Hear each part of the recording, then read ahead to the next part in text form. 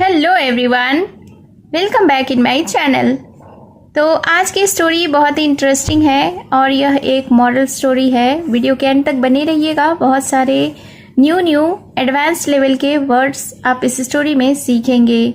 तो story start करने से पहले अगर आप इस चैनल पर न्यू हैं, मेरी वीडियो को पहली बार वॉच कर रहे हैं तो मेरे चैनल को सब्सक्राइब ज़रूर करें और जो बेल का आइकन दिख रहा है उसे भी प्रेस कर दें ताकि मैं जब भी वीडियो अपलोड करूं तो इसका नोटिफिकेशन आप तक पहुंच जाए। और अगर आप मुझे फेसबुक पर सुन रहे हैं तो फॉलो करना ना भूलें। तो चलिए स्टार्ट करते हैं आज का यह इंटरेस्टिंग मॉरल स्टोरी। आज के स्टोरी का टाइटल है द इनसैशिएबल डॉग। इनसैशिएबल का अर्थ होता है लालची या लोभी। डॉग यानी कि कुत्ता, तो शीर्षक का अर्थ हुआ लालची कुत्ता। So let's begin the story. Once a dog named Scoffy lived with his friends in a small town. Once का अर्थ होता है एक बार, नेम्ड यानी कि नाम था, लिव्ड यानी रहता था, फ्रेंड्स यानी कि दोस्त, स्मॉल यानी कि छोटा, टाउन का अर्थ होता है नगर। तो इस सेंटेंस का अर्थ हुआ कि एक बार एक कुत्ता जिसका नाम स्कॉफी था, वह अपने दोस्तों के साथ एक छोटे से नगर में रहता था। He ate whatever he wanted to eat and slept in the shade of an oak tree. ही का अर्थ होता है वह, ate यानी खाता था, whatever यानी जो कुछ भी, he wanted यानी चाहता था, eat यानी खाना, slept यानी सोता था। sleep का अर्थ होता है सोना, slept V2 है इसलिए सोता था। shade का अर्थ होता है छाया, oak tree यानी ओक का पेड़। तो he ate whatever he wanted to eat, वह जो भी खाना चाहता था वह खाता था, and slept in the shade of an oak tree, और एक ओक पेड़ के छाया के नीचे सोता था।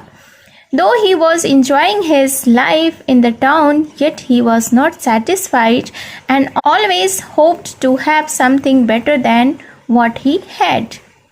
Though हालांकि, enjoy का अर्थ होता है आनंद लेना, was enjoying यानी आनंद ले रहा था, life यानी कि जीवन, yet यानी फिर भी, satisfied का अर्थ होता है संतुष्ट होना, नॉट सेटिस्फाइड यानी असंतुष्ट रहना, ऑलवेज यानी कि हमेशा, होप्ड यानी चाहता था, समथिंग यानी कुछ, बेटर यानी कि बेहतर, वॉट ही हैड यानी जो कुछ भी उसके पास था। तो इस सेंटेंस को देखते हैं। दो he was enjoying his life in town, हालांकि वह अपना जीवन नगर में आनंद से जी रहा था, Yet he was not satisfied, फिर भी वह संतुष्ट नहीं था, and always hoped to have something better than what he had, और हमेशा जो कुछ भी उसके पास था उससे बेहतर की आशा रखता था। One night यानी एक रात, when his all friends were sleeping, जब उसके सभी दोस्त सो रहे थे, he woke up at midnight यानी मध्य रात्रि, woke up यानी जागा। तो एक रात जब उसके सारे दोस्त सो रहे थे, वह मध्य रात्रि में यानी रात के बीच पहर में जागा, and without saying anything to his friends, और अपने दोस्तों से बिना कुछ कहे, he ran away, वह भागा, towards the city यानी शहर की ओर। तो इस सेंटेंस की वोकैबुलरीज को देख लेते हैं। वेयर स्लीपिंग, स्लीप का अर्थ होता है सोना, वेयर स्लीपिंग यानी सो रहे थे, वो कप यानी जागा, मिडनाइट यानी मध्य रात्रि, विदाउट यानी बिना, सेइंग विदाउट सेइंग यानी बिना कुछ कहे, एनीथिंग यानी कुछ, रन अवे यानी भागा, टुवर्ड्स का अर्थ होता है की ओर, सिटी यानी कि शहर।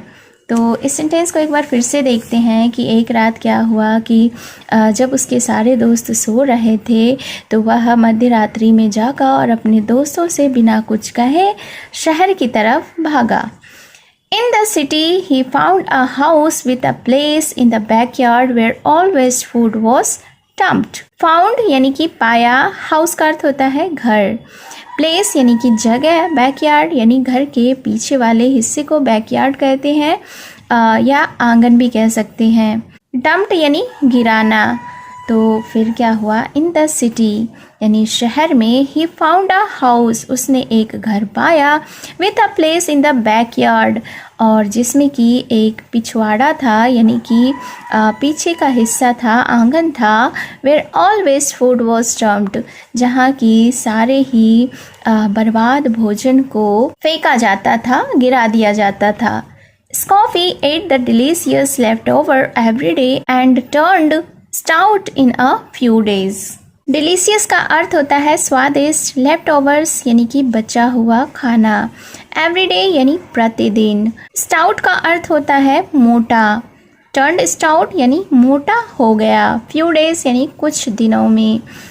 तो फिर क्या हुआ, Scoffy ate the delicious leftovers every day, यानी कि स्कॉफी हर दिन बचा हुआ स्वादिष्ट खाना खाता था, and turn stout in a few days, और कुछ ही दिनों में मोटा हो गया।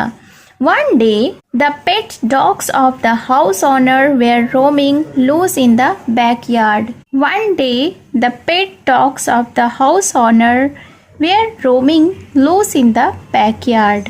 वन डे यानी कि एक दिन, The pet dogs of the house owner were roaming loose in the backyard, यानी कि एक दिन घर के मालिक के पालतू कुत्ते पिछवाड़े में खुलेआम घूम रहे थे। As soon as they detected Scoffy, they attacked him. Detected यानी पता चला, अटैक्ट यानी कि आक्रमण किया या हमला किया। तो as soon as they detected Scoffy यानी कि जैसे ही उन्हें स्कॉफी का पता चला, दे अटैक्ड हिम, उन्होंने उस पर आक्रमण कर दिया, हमला कर दिया।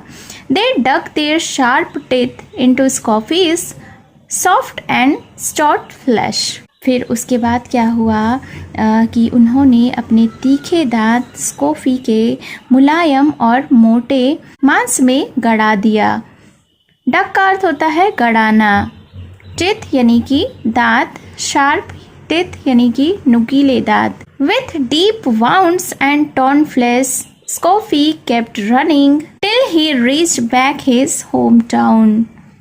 With deep wounds, deep wounds यानी कि गहरे घाव, टॉर्न फ्लैश यानी कि फटे हुए मांस।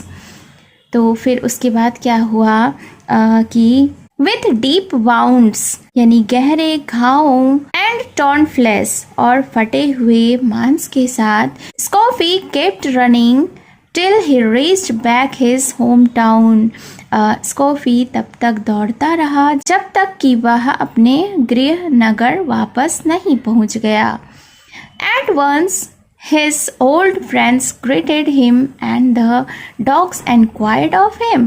At once यानी कि तुरंत ही, his old friends यानी उसके पुराने दोस्तों ने greeted him उसका अभिवादन किया, and the dogs enquired of him और कुत्तों ने उससे पूछताछ की। Enquired यानी पूछताछ की। Scoffy's all friends saw him and started laughing mockingly, seeing his bad condition. Saw यानी कि देखा, started laughing यानी हंसने लगे, mockingly यानी मजाक उड़ाते हुए। बैड का अर्थ होता है बुरा, कंडीशन यानी कि स्थिति, बैड कंडीशन यानी बुरी हालत या बुरी स्थिति।